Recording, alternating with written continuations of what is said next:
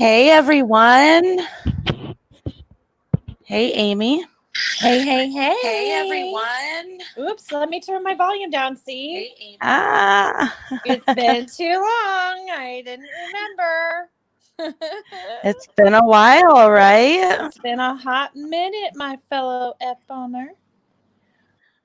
Way too long. Way too long. Life got a little crazy on us, guys. Sorry. I went back to work. We had stuff going on. Amy had stuff going on. But we're back. And tonight we are going to go over the case of Taylor McAllister. Taylor was murdered on December 22nd, 2016, and we actually have her parents, Bill and Leslie, who are going to join us. If you guys aren't aware of her case, it's heartbreaking. It's I can't imagine. That's all I have is my heart goes out to her parents and everybody who loves her because she truly, truly needs justice. And I believe we're going to have our mods dropping links. There is in the description of the live, there's a link and email to every person that needs to be contacted in order to help bring justice for Taylor. So if anybody would like to look at those links and help this family out, send emails, go to the websites that are listed and be a voice for Taylor, we would greatly appreciate it. And I know her parents would as well. So the hashtag for Taylor that is used is Justice for Taylor 22. Her parents are both very open and honest and just want awareness and justice for their daughter. We're gonna go. I'm gonna just do a brief outline of what happened to Taylor, and then we're gonna bring her parents on, and they're going to tell us Taylor's story. So are you guys ready? I'm ready, Amy? Ready. All I am going to tell you right. that your audio is breaking up a little bit. Oh, okay. I don't know why. How bad? Not quite robot mode, but a little bit on that side. So if it happens like while you're talking later, I guess I'll send you a text, or do you want me to put it in chat?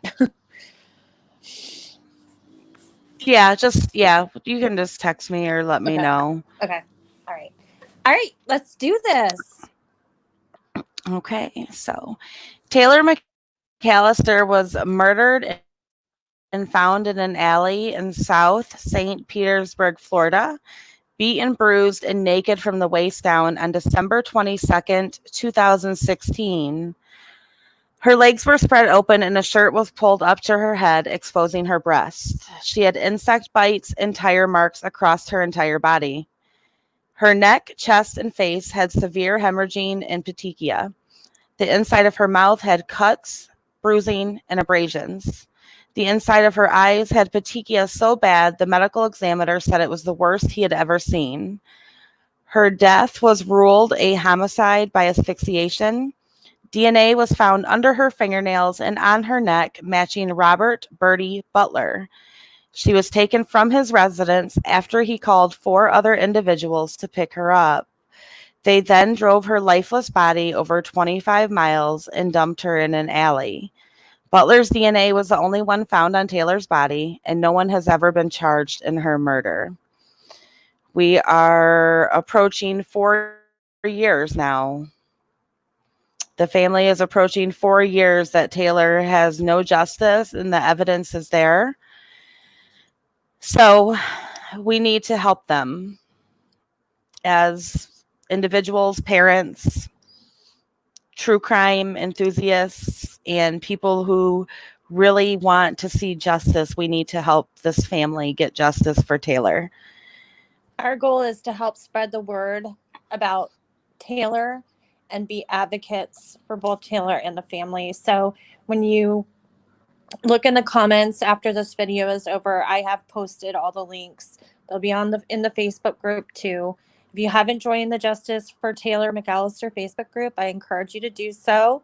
Her parents are extremely transparent and generous with the information they have provided, so you will get a clear view of what her case entails.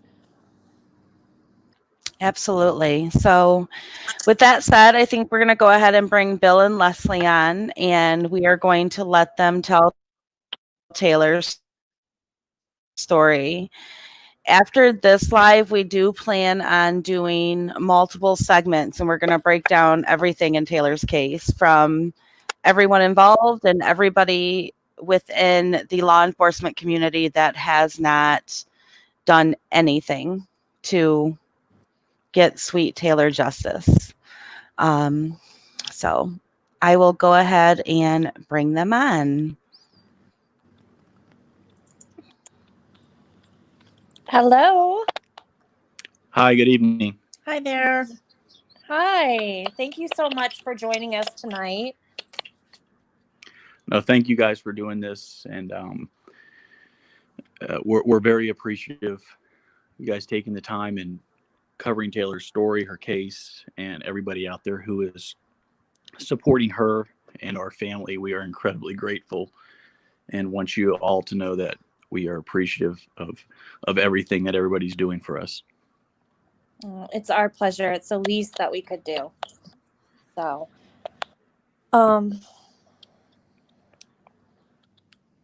Danielle, do you want me to start, or do you? Okay. Yes.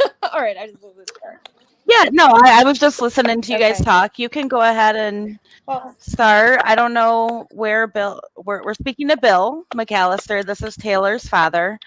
And they created actually a Facebook page specifically to bring awareness to Taylor's case and get justice for their daughter. So I think what we're going to do is we're just going to let Bill tell his daughter's story. And I think let you all listen, and we might ask a couple questions here and there. I think it's important for everybody to know before we start that Taylor's death was ruled a homicide, but nobody has been charged. This is a open, cold case. And as you learn the details, you will be horrified about what these parents have gone through. And Bill and Leslie, I will tell you, I'm looking at the chat, and there's a lot of love and support for you. So this is a very good, safe place, and people are just in awe of how beautiful Taylor was. And I can promise you all that Bill and Leslie will share with you that it wasn't just on the exterior. So with that, would you like to tell us about Taylor's life before all of this, before her addiction, and how the events transpired? Sure. Taylor was, as a child, she was just like every other child. She was very happy, always playing and doing everything that every normal child would do. She was always compassionate towards people, even when she was little. She always had a desire to sing and perform and dance, and she would often start singing and dancing to the Spice Girls and Britney Spears and Christina Aguilera, and just put on these shows for us in our family. As she got older, around 14, she wanted to learn and taught herself how to play the guitar, and that's where her passion for music really just kind of exploded. She would take her laptop with her pretty much everywhere, and she was always a homebody. She loved being around her family. Her two younger sisters were just adored her, and that was mainly what she did. Even throughout high school, she was never a partier. She never, got into drinking or drugs. She was your typical all-American teenager for the most part. She would take her guitar and her laptop, and she would learn song after song, and she would sit there for hours just playing along. And that was just, just a love she had for music. And she really got into lyrics and understanding the meanings of songs and things like that. When she was in high school, she always wanted to help people. Her friends or people that she would come across in school, I couldn't even count how many times she would call up, or the guidance counselor would call us, and somebody was having family problems, or something was going on in their life that they needed to stay with us. And Taylor was just non-judgmental on everybody. She loved anybody that she met. She always saw the good in people, and people instantly fell in love with her as soon as they met her. There was never anybody that would say anything bad about her. She just had this unbelievable positive outlook on life. And around 18, she started what I guess would be considered experimenting in recreational use. She moved out of the house, our house, and she started experimenting with, pills, and she was around some people she shouldn't have been around. And one of the things with Taylor is she was always open and honest with us about everything. She wasn't one to lie. And she called us up and she told us what was going on, and we said, you need to get back home. And she moved back home, and there was no cause for concern. There was no red flags. There was, nothing that showed she had an addiction problem or anything like that. After she moved back home, she started working at a restaurant as like a waitress and hostess. And she met a guy there that was also working, and started dating. And Taylor was very impulsive. So if she got an idea in her head, she ran with it. She wasn't really one to think through things like she should have on certain things in life. And so a few months after they met, she got married. He was in the Coast Guard, or enlisted to go into the Coast Guard. And they moved out to Seattle, Washington. And shortly thereafter, she got pregnant with her twins. And he was going out to be deployed or underway, I think is what they call it in the Coast Guard. And we had her move back home. We had no indication that she was using drugs or anything like that. Leslie and I took her to all of her OB appointments, any doctor's appointments that she had. She was drug tested on a regular basis, always came up negative. And there was no cause for concern or anything like that. After she had the girls, she delivered C-section, and she was prescribed Percocet, and she was prescribed an enormous amount. We felt it was excessive, and she rapidly went through those. And that's when the red flag went up that there's a problem here. When she called to, I think she was prescribed 90, and they were gone in a matter of no time. And she called to refill her prescription. And that was the first indication that we had that there was an issue there. Wow. So how did she meet Bertie? As most people probably know, addiction leads to bad choices and bad people. And she was hanging around a girl who introduced her to Backpage.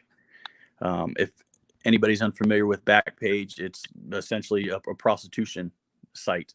The girl told her that she could model bathing suits, and people would tell her, or people would pay her, and that's pretty much all she had to do. That turned into more, and it turned into her for a short period of time prostituting with this girl. And from what we have found, the girl that she was with introduced her to Robert Bertie Butler. Okay. So how long was she, because she was living with him, correct? Correct. She moved out of our house in August of 2016. Right. And she moved in with him October of 2016. Okay. So she hadn't been living with him very long, because I read that Taylor was intermittent during that point with communicating with you and your wife, and that the last time you talked to her was when she had texted Leslie happy birthday. Am I correct? Yes, that's correct. Taylor was having, some issues after giving birth to the twins. Sure. And so we were taking care of the twins along with the other grandparents. And Taylor and her husband had lost custody of the girls at that time. Um, Taylor would stay clean for months at a time. And then it was August of 2016 where we saw that she was spiraling again. So she did leave our home at that time. We did not have contact with her. She had different cell phones. She would text us, just random. And so we had really no way to get a hold of her. Right. The last text, you're correct, was on my birthday, September 2nd, and she always called me mommy. Obviously since she was little, but even as when she was 22, would always call me mommy, and sent me a text and said, "Happy birthday, mommy. I know you're upset with me, but I love you." And that is the last time we heard from her. The last thing that we knew was she was with her husband out on the street somewhere. We had heard they were living in their car. But what we didn't know is that her husband went home around October to get clean and to enter rehab. And we were unaware of that. And that is when Taylor, I guess, met Burt Butler and moved in with him. But we did not know the name Burt Butler. We had no idea who this man was until after Taylor was murdered, and we started kind of digging ourselves. So we had no idea that she was in that home. Right. Which is common with, addiction and being out of contact, because they're using different cell phones, they're using friends' phones, that's all very, we've heard that before. It's typical addict behavior. So you talked to her in September, and then was it the next time you heard anything about Taylor was when you heard about her murder? Yes, that is correct. It was December 22nd. I was at work, and Bill was home with our younger daughters. Taylor's one of 5. Taylor was our second oldest child. But Bill was home with our 2 youngest daughters, and I was at work. And Taylor, I was at work, and I was called to an office. And when I walked in, there were 2 detectives, which I didn't know at the time were detectives, 2 people that I'd never seen in my life standing there. And they just straight out said, I'm sorry, Mrs. McALLISTER, we found Taylor deceased this morning." Oh. And to even describe that feeling, you cannot even put that into words. And you see it on TV, and you kind of,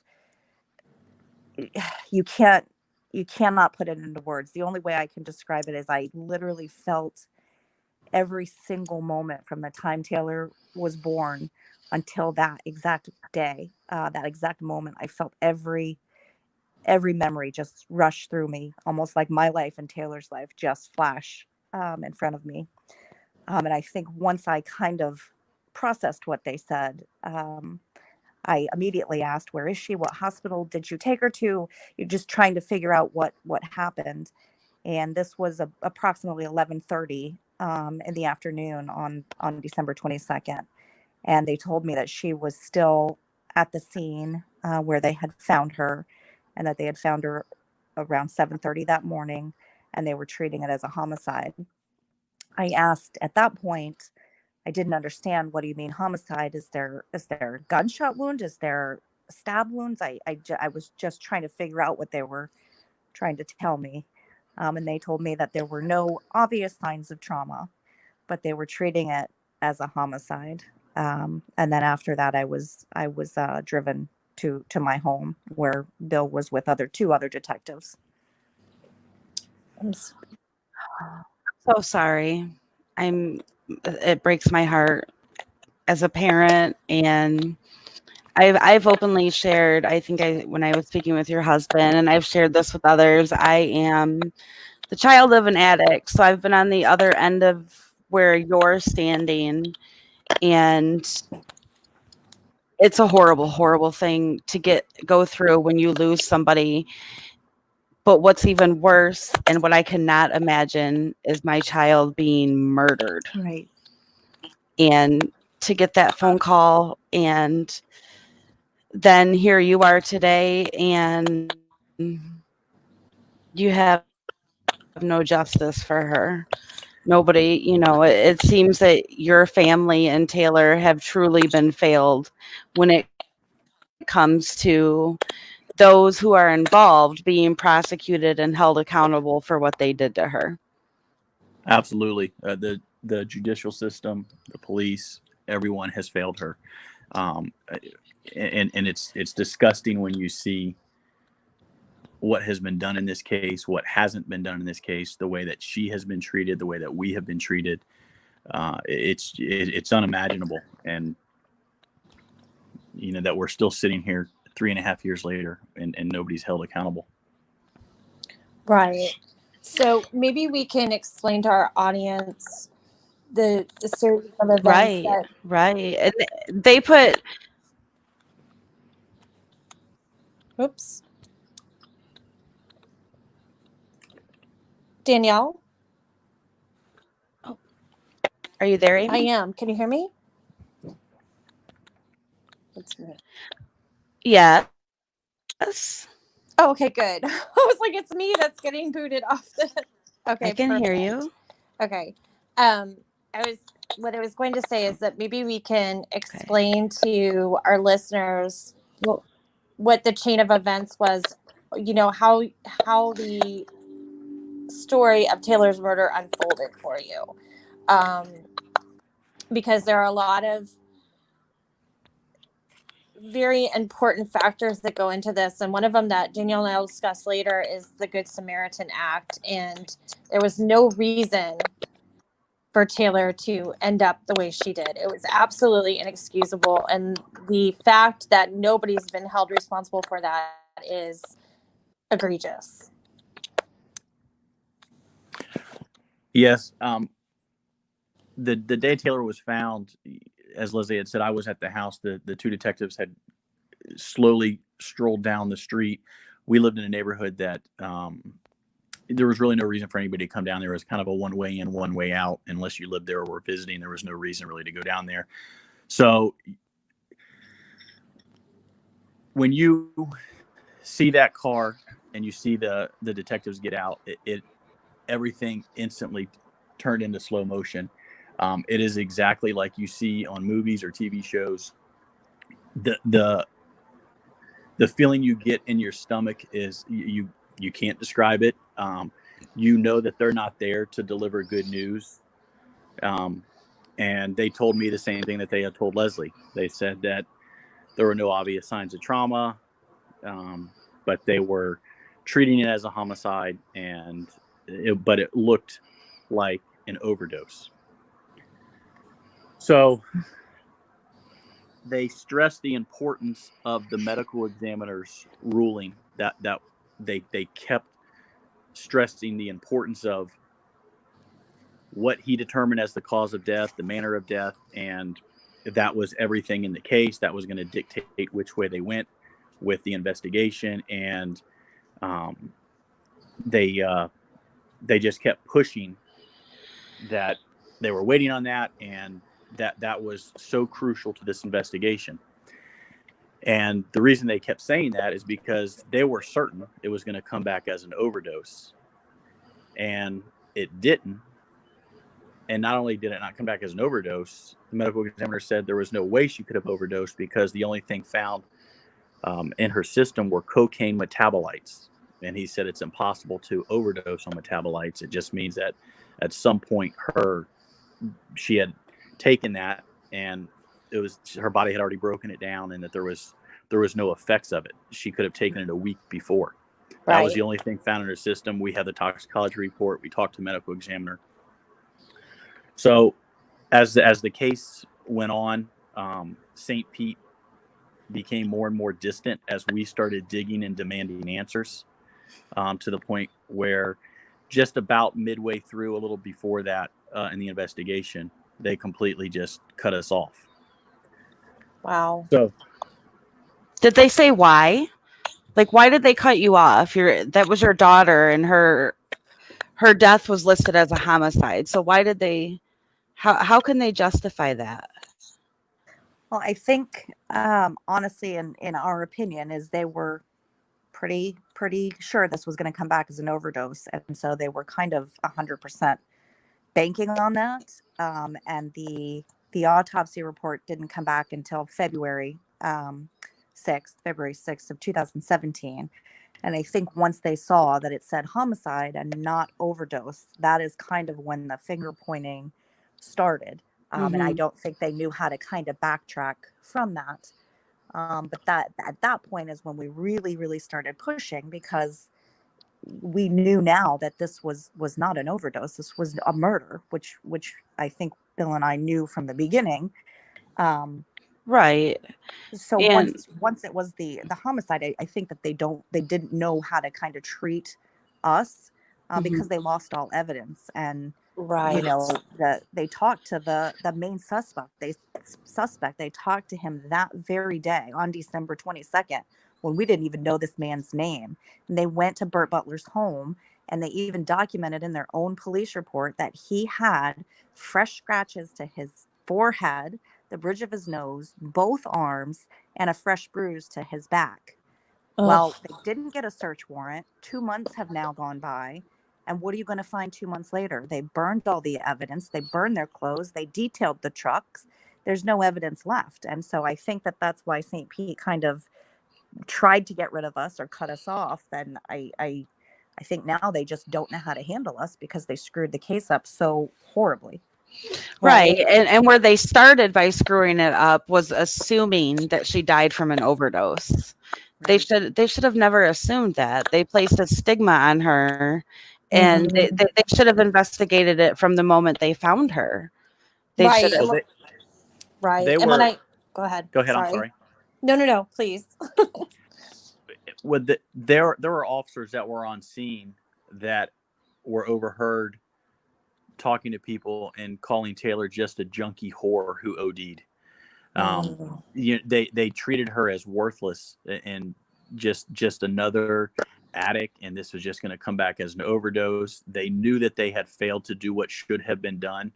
By the time the autopsy got back, they had already destroyed the surveillance footage. There was surveillance footage of the inside of Butler's residence, the outside of Butler's residence. That was gone. The mattress that she was on was gone. They went to various dumpsters and dumped all of her clothing, other things they burned. So this is typical for St. Petersburg Police Department. They are known to handle and botch cases like this. We're not the only family, we have found out. But, when it came back, then how important it was for the medical examiner's ruling, then they started criticizing him and saying he doesn't know what he's talking about. He didn't know what he was doing. He should have ruled this undetermined. He took too long. And we found out that this medical examiner is one of the most thorough in all of Pinellas County.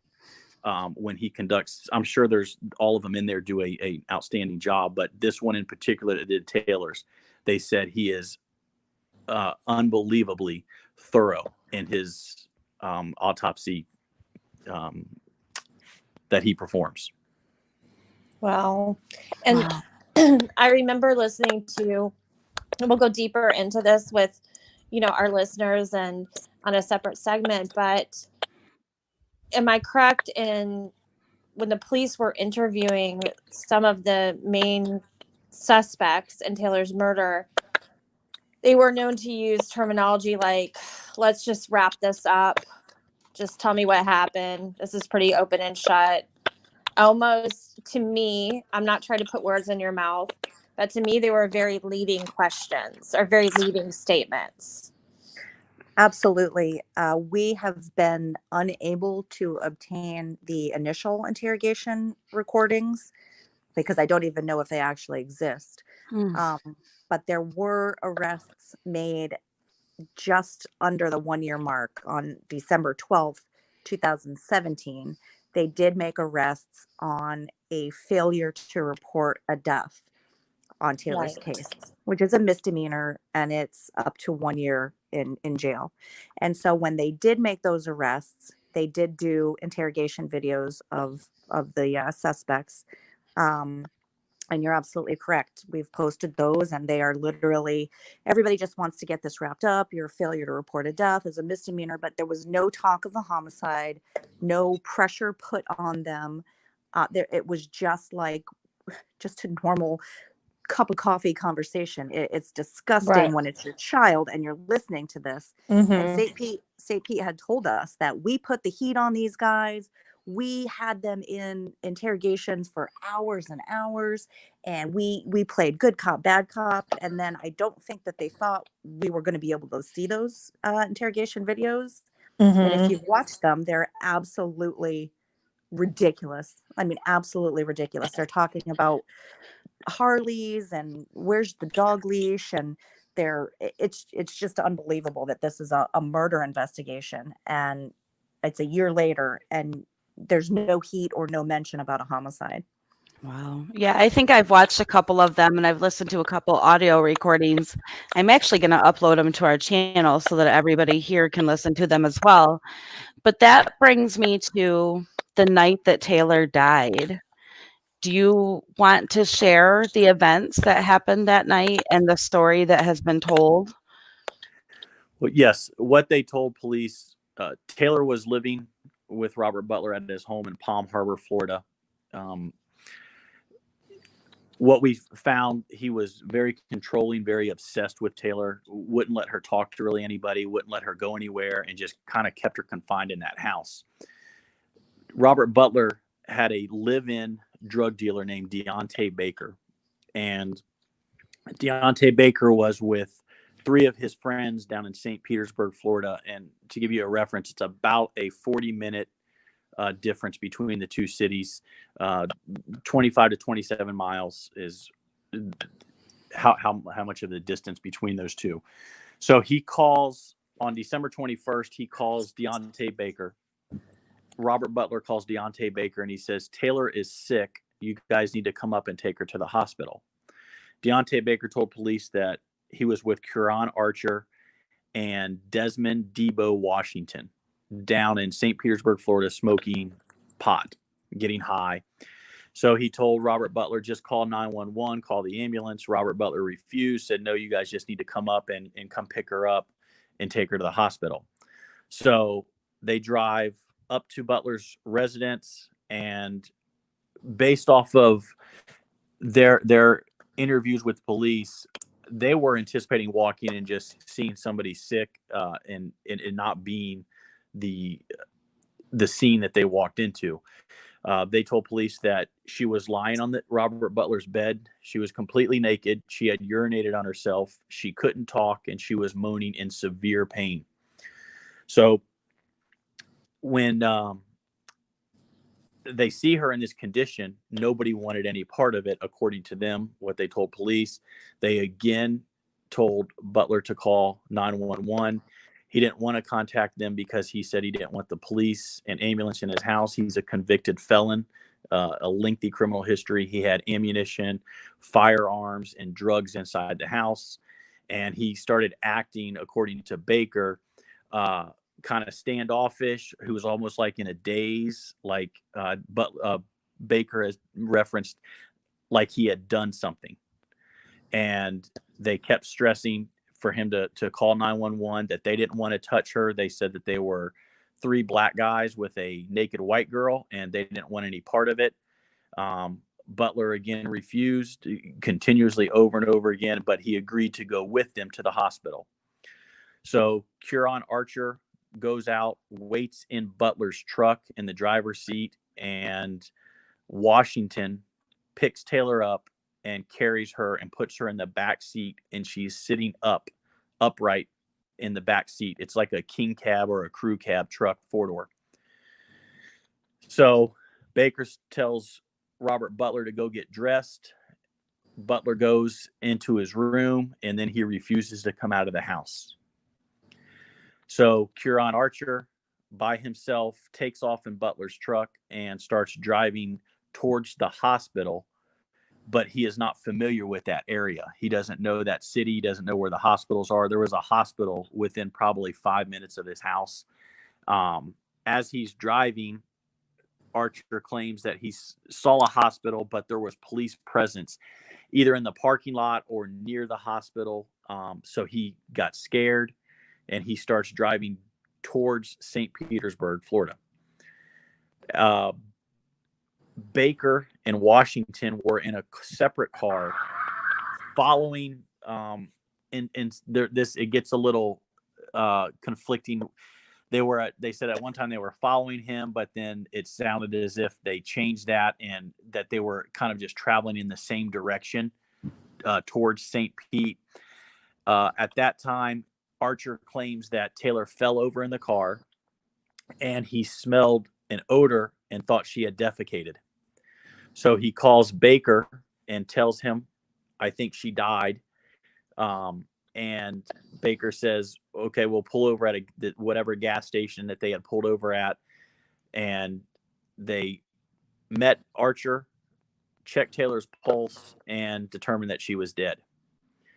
They called Robert Butler, and Butler refused to let them bring her back to his house and told them, take care of it.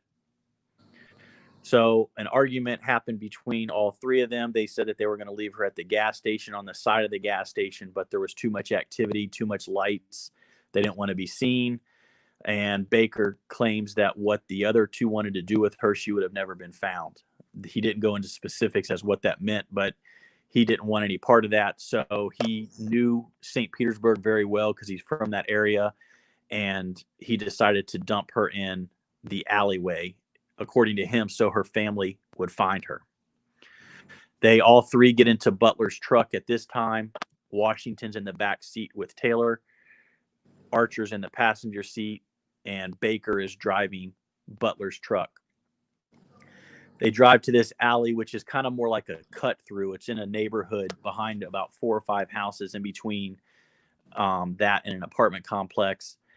They claim that they cradled her like a baby, is how they worded it, and gently placed her on the ground. If you've seen the crime scene photos, you know that is not accurate. And he referenced that he pinched her leg as they drove away, but it wasn't done intentionally. We also don't think that that's accurate. There's tire marks. I mean, again, in the crime scene photos that we've posted across her body, one that runs right across her leg. After they dumped her in the alley, they drove back to Butler's residence. They had Kieran Archer. Butler told Kieran Archer to go to the store to get lighter fluid. They proceeded to burn all of their clothing that they were wearing in Butler's fireplace. Then that's when they destroyed the surveillance footage. They got rid of the mattress. They got rid of all of Taylor's clothes and belongings. And the following day, they had his house cleaned and his truck professionally detailed. Wow. Unbelievable. Now, how many hospitals did they pass between Birdie's house and where they discarded Taylor? Do you know that? Right about 7 hospitals. 7. So that they had 7 chances to stop at a hospital. Yes. And get her help. Yes. And let's talk about legal ramifications here. Even if she had died in that car, there was no reason for them to have discarded her like that. They still would have been, am I correct in saying this, under the Good Samaritan Act, if they had taken her to a hospital, that would have been doing the right thing. Of course, telling the truth would have been doing the right thing as well. But if they would have contacted the police and walked in and the police found 10 pounds of coke laying on the table, they would have all been okay because of that act that you're referring to, the Good Samaritan.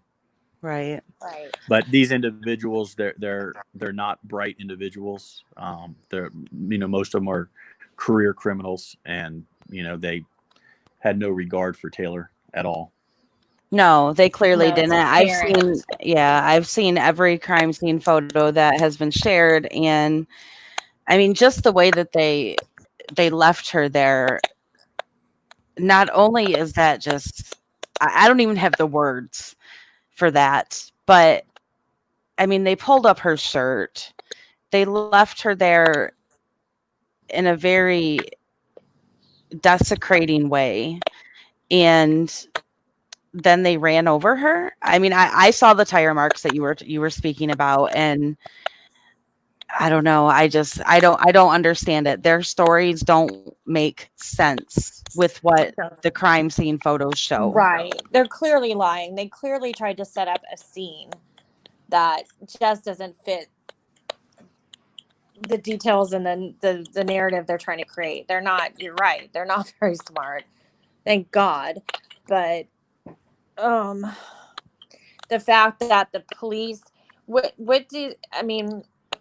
as far as law enforcement goes, do you think this is a case of hubris, like just way too much pride and thinking they had this all tidied up and neat, and then wow, the Emmy comes back and says this is clearly homicide by, and I don't know if we've mentioned this yet, you all, it was homicide by asphyxiation. So she has bruising on her neck.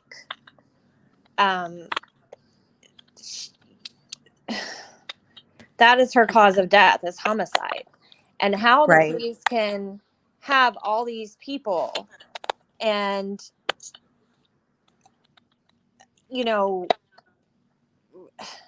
people saying to them, like, yes, we burned the clothes, and, the mattress is gone, the surveillance is gone, the car has been detailed, blah, blah, blah. How is this just left like this? How have they left you like this? I don't understand it. We don't either, and it's just I think just the incompetence from the very beginning of the investigation. I don't think that they thought that this was going to be a homicide. But to go back to the scene, yes, I believe that she was staged that way, and we were also told from the police in the beginning that everybody involved, which they didn't name names at the time, but that they had 5 to 7 people of interest, and they all had the same story, and all their stories were matching up. And this was when they thought that it was an overdose. So the initial story was this girl overdosed. We put her in an alley because we all freaked out. But one thing that we did find out from the medical examiner's office is, yes, Taylor had some contributing factors because she did use drugs. So there were things, with an IV drug user, you can get the endocarditis and things like that. But when we read the autopsy report, we asked the medical examiner, would these sicknesses or illnesses that she had cause her death? And he said, absolutely not. If you look at her autopsy report, the first 7 to 10 things listed as contributing factors are all trauma related, which was the petechiae in her eyes, the congestion to her chest. She did not have a broken hyphoid bone. However, there's congestion in her neck muscles. She has biting and bruising and abrasions to her mouth inside and out from fighting to breathe. She had a stroke. And when I go back and I think and I read the stories from Deontay Baker and the way that Taylor was acting, so they say, when they arrived at Butler's house, is Taylor had a bleed, a stroke, a hemorrhagic stroke. And if you cut someone's airway off long enough, but not necessarily kill them, it will cause incontinence, which she urinated on the bed. She wasn't able to speak. She wasn't able to fight for herself. She wasn't able to talk. When the gentleman got there, it's just stroke-like symptoms, and she couldn't fight for herself when those men came to get her. And Butler cut her airway off just enough to cause that damage. And And then those men took her in that truck, and she died in that truck, unable to fend for herself, unable to control her breathing, unable to ask for help or fight for help, and she just died in that truck. But there are also conflicting stories in one of the police reports where it is literally the same exact report. However, the officer writes, Deontay Baker advised that when he arrived on scene or upon arrival to Burt Butler's residence, Taylor was already deceased. But then the second report right after that says, upon Deontay's arrival, he advised that Taylor was barely conscious. So which one is accurate? Because the police can't give you any answers. It's just disgusting. It's disgusting how this entire investigation was conducted. Yes, it absolutely is. And Taylor also had cuts inside of her mouth, correct? Yes. She Which had would cuts inside, and abrasions, and that's a lot of times when people are strangled or suffocated, they're doing anything they can to get air, and they'll bite the inside of their mouth. right, because they're literally fighting for their life. So, Yep. And that would explain why he was acting so strangely, as Baker indicated to police. You know, how Butler's mannerisms and his how he was just standoffish and acting as if something had happened, something more had happened. right. And you know, as the investigation continued and we finally obtained the police report, there were some very disturbing and startling things that we found in there. We were unaware when they first talked to Butler the day Taylor was found. They asked, he had lied to them, said that he had barely known Taylor, that she had only stayed there 1 or 2 times, and she hadn't been there in over a week or something along those lines. All lies. And when they asked for a buccal swab for his DNA, he contacted his attorney, and they were told to leave. They did obtain one through a warrant, and his DNA was the only one found. We didn't know this until we saw the police report. So his DNA was the only one found, and it was on her neck and under her fingernails. And if you remember, we mentioned the fresh scratches he had, and you can see on the crime scene photo that we posted up the right side of her neck that looks like the outline of a hand. Yes, you can see the hand mark on her Clearly see neck. it. Yeah. So when we found this in the police report, and it says Robert Butler's DNA was found on those places, we contacted the lead detective. His name's Jim Regula, and we told him about this. Now, he wrote this report. He was the lead investigator, and he denied that it was in there. He said there was no DNA found on her. He said if DNA had been found, it would have made a huge difference in this case. There was no DNA found. And I said, Jim, it's in your police report. No, it's not. No, it's not. There was no DNA found. I can tell you there was no DNA found. Leslie and I had to literally take a picture of the police report, that paragraph, and send it to him. And it was a lot of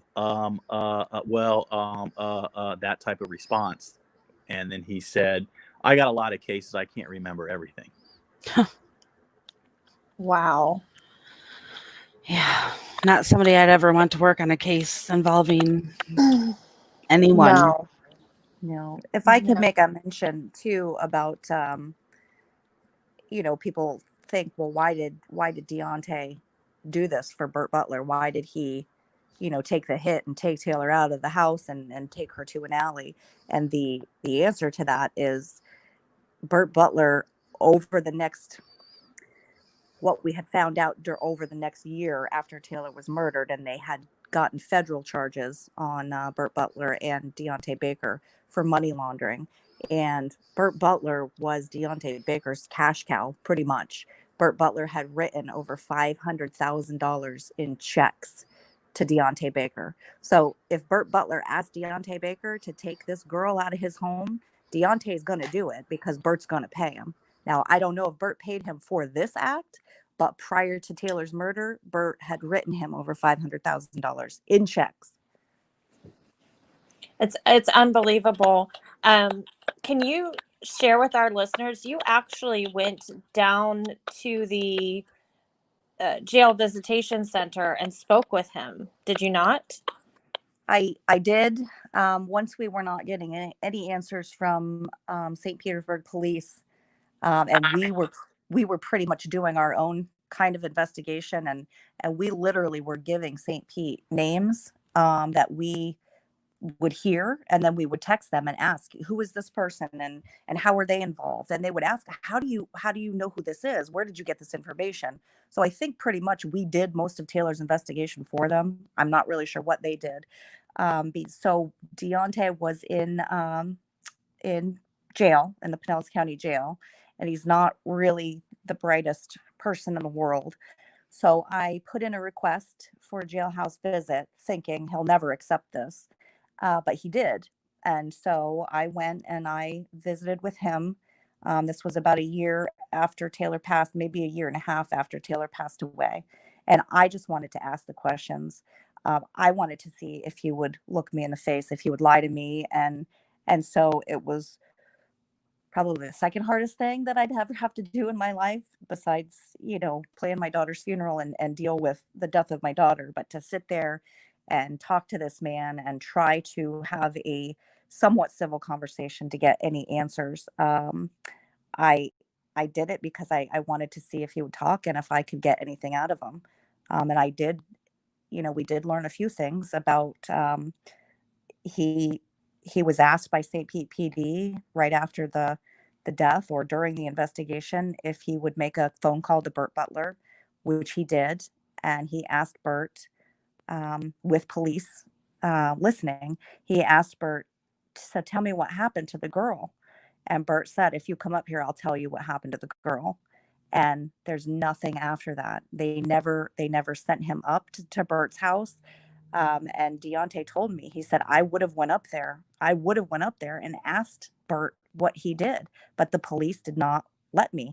That all they wanted was drug charges on Deontay, and that's all they were focused on. That they didn't care about Taylor's death, they didn't care about her murder, they just wanted drug charges on Deontay. So it was definitely hard, but something I felt I had to do. Well, I commend you, because as I read your story, Danielle, for us, for this channel, it was about a month ago. Danielle forwarded me the link to Taylor's case. And I was like, oh, I remember this because I used to live over in that area. Right. And then we started talking about how we wanted to get in touch with you and whatnot. I've heard other cases that have been mishandled in that area. So this is just kind of confirmation about how things like that happen, and it's terrible. I commend you as parents for being warriors, because I can't imagine how difficult it must be. For our listeners, we have provided and will continue to provide the links to the police department and the attorney general and such. But what else can we do to help Taylor? Leslie and I are definitely not social media type people. We only made our Facebook for Taylor. That was the only reason we did this, because we saw the value in how much exposure you can get to that. And I don't think people realize the power of clicking that little share button, because since we've started this, and especially once we started posting the crime scene photos, the outrage that people have, there's a lot more power seeing a photo than just reading about it. And when you see what Taylor went through, how much she suffered, how she was beaten and treated, and then how the police have treated her, people have had enough. And getting the exposure to her case is what we feel is going to get her the justice. We've contacted FDLE. They pretty much have a copy and paste response that say, we don't investigate police departments, we only assist. The attorney general has a copy and paste response that their secretary or somebody sends out, that they forward it back to St. Petersburg Police Department. So the next step for us, and what we're asking people to do, is actually contact and send the complaint about how this case was handled to the governor, Ron DeSantis, and we are going to be looking at trying to get the federal side of things looked at either by the FBI or the Department of Justice in this case, because there's so much corruption, there's so much allegation that we haven't even touched on yet, with the police pointing fingers at the state attorney's office and the sheriff's department, the medical examiner, all of those things. So if people can just continue to share, and our goal is to try to get a national media outlet to pick her case up, because that's where the pressure is going to really be applied. The local news affiliates here, they've covered Taylor's case, but they will not touch the corruption, the cover up by St. Pete Police Department. So that's where we are hoping that everybody can help us by getting her case shared as much as possible. We've contacted, the majority of all of these media outlets, but everybody kind of knows the powers in numbers. So if everybody can do that for Taylor and our family, that's what we're asking. Well, consider it done. We back you 100%. I think it's important. We are going to get into the specifics of all the people involved the next time we talk about Taylor. But for tonight, I think it's important to touch upon the fact that Bert comes from an affluent family, and the $500,000 you talked about that was paid to Deontay over some time is nothing in compared to what his financial resources are. And with that affluency, there is some indication that he has some political, if not like bureaucratic pull. And I'm sure that has been a difficult obstacle as well. Yes, a private investigator told us he's familiar with both defense attorneys Robert Butler has on the federal and on the state charges. And he said he knows them very well, of them, and that they are connected in the system. And he said exactly this: if people think that deals aren't being cut behind closed doors, they're a fool. It happens every day. Mm-hmm. There's too much evidence in this case. I mean, why they wouldn't use Deontay Baker. They had him make the controlled phone call. He was willing to wear a wire. He had admitted on the federal stand after all this, unbeknownst to us, that he was a confidential informant for St. Petersburg Police Department. But it's just excuse after excuse after excuse. And St. Pete and the officers there, everybody that's involved in this, have lied so many times. That's why we feel they've really cut us off, is they can't keep track of them. And they know that Leslie's like a filing cabinet. I mean, she will write down every single word of how it's said. And we have just file after file of this case. So I think they're scared because they know that they screwed up so bad, just to put it bluntly. And, they're just trying to shut us down. That's just not going to happen. We're not that family. Right. It does seem like that. It seems like they're trying to starve you out. Mm-hmm. And we won't let that happen either. I encourage everybody listening tonight, as much as you read about this, you will become more and more passionate about helping seek justice for Taylor, because there's no excuse for these people not to be held accountable for what they did. Every person had a part in this, and everybody had a different decision they could have made in a moment, and nobody did. Exactly. And for everybody that's listening, if they're just learning about this case, I'm sure you guys will post a link anyways, but our personal page is Leslie Bill McAllister. We have literally posted every single thing that we have on this case. As Daniel and Amy mentioned before, we are open, honest, and transparent as you can get. We will not lie. We will respond back to everybody. Sometimes it takes us a little bit of time, but if we are begging you to help us get Taylor's case the exposure, and we are thankful and appreciative to each and every one of you. Bill, we are going to actually, for the people who are not on Facebook, I just want to make sure it's okay with you. I'm going to gather all of the crime scene photos and share a link on YouTube. Perfect. As long as that's okay with you, because there are people on YouTube who are not on Facebook.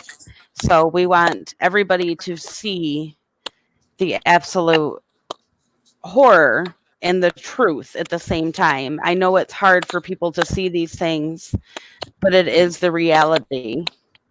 Right. Yeah, absolutely. Share it wherever you want. We are open to that. I mean, people can contact whoever they want. They can share it, whatever group, page, site, whatever they want to do. That's why it's there, because we have to get Taylor justice. It's just been a horror to deal with. The police department, her loss has devastated us in every possible way. So I know I've said it 2 or 3 times, but Danielle, Amy, thank you very much for this. Thank you to everybody that's supporting us. You're very welcome, and No, thank you guys for giving us the chance to help you, because this is truly what we want to do. We want to be able to help those who aren't getting the justice that they deserve, and it's just unfathomable. I can't imagine. My heart and my prayers are with you as a mother and a parent. I Thank you for that. Yeah, you're brave and strong. you're very brave, extremely brave, because I'm not sure that I would. I mean, I'm a little spitfire. Danielle can tell you that. I have a gentle nature, but if I'm on a mission, I don't give up. But I don't know if I could do this. Yeah. So just know when you have dark days that we stand behind you, and we will fulfill our promise to you to help you get the justice that Taylor deserves. We absolutely. 100%. Somebody did ask, and this is a very good question. I know Amy and I are both dedicated followers of this person. Have you ever been in contact with Sheila Wysocki? No, we have not. Okay. I will tell you that we are forwarded a lot of different names from different people, and this, I guess, going back to you when you said, what can we do? We are open to, we have a couple people behind the scenes that are really doing a lot of stuff for us, and it is extremely helpful. So, if there's things that people can do and share it to certain people, and they want to do that, we're open to that. We will always share it to who we think can help, and we will always talk to people who we think can help. But that would be a huge help, and everybody has a permission to share anything about Taylor's case. And send us names if they want. Message us. Like I said, we will respond. Amy and I will actually get with you about Sheila after this and do our best to get you in contact with her, because she is a warrior when it comes to these types of situations, and she makes it her personal. She's a private investigator who makes it her personal mission to get justice for those who have been failed. So I personally vouch I will do everything I can possibly do to get you in touch with her and see what we can do about getting her interest in Taylor's case. That would be absolutely fantastic. Yeah, Sheila is. We'll talk afterwards. Okay.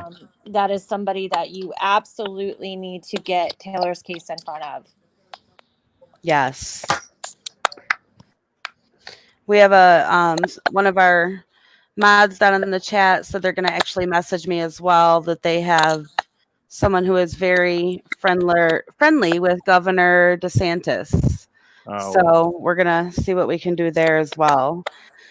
Do you have, let me ask you this. Do you have a particular form letter, or would you like help writing one so that we can get people we can provide them with a letter they can print out and sign and mail?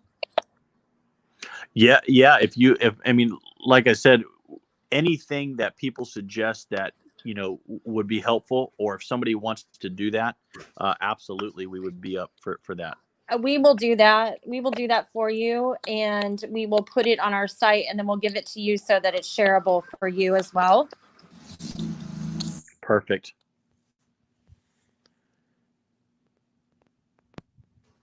Okay, I don't think, is there anything else that you guys would like to elaborate on, Bill and Leslie? Anything that we haven't went over, or?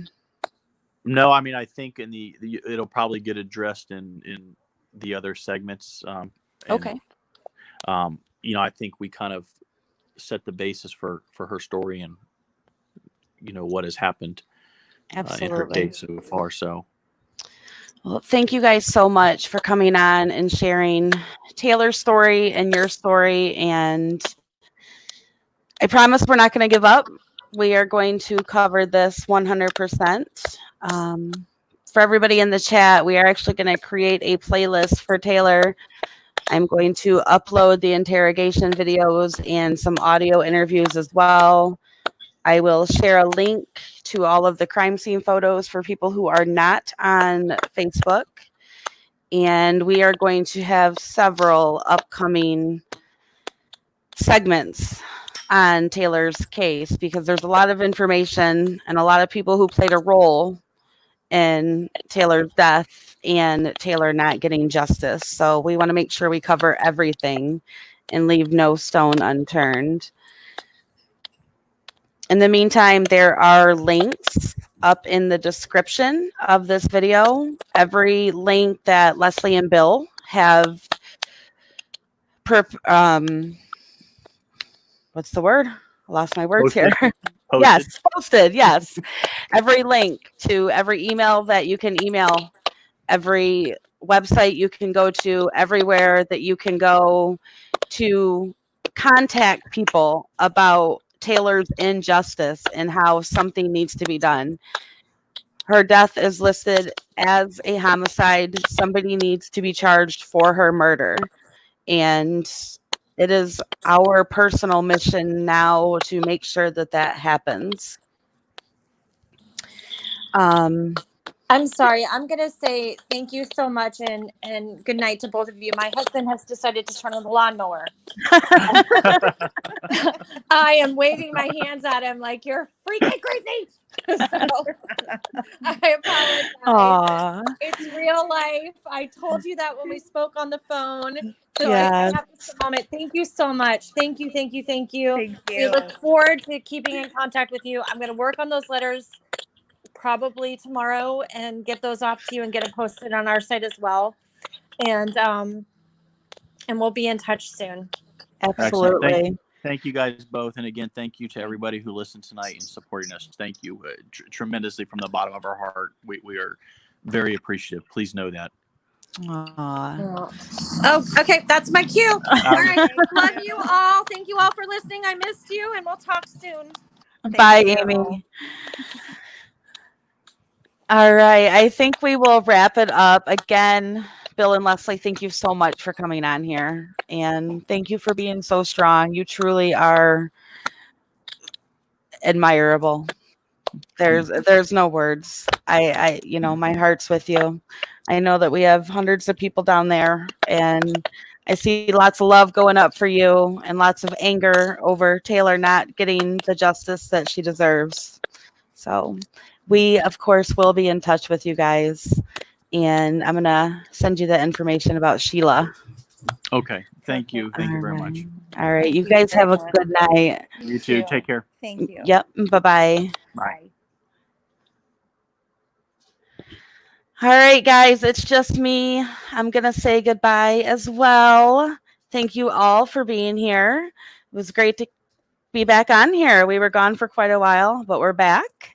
And look for more videos coming up on this case. I'm going to get all that stuff in order that I said I was and create a playlist for Taylor. And hopefully we can do what we need to do and bring more attention to her case. I will talk to all of you later. Bye, guys.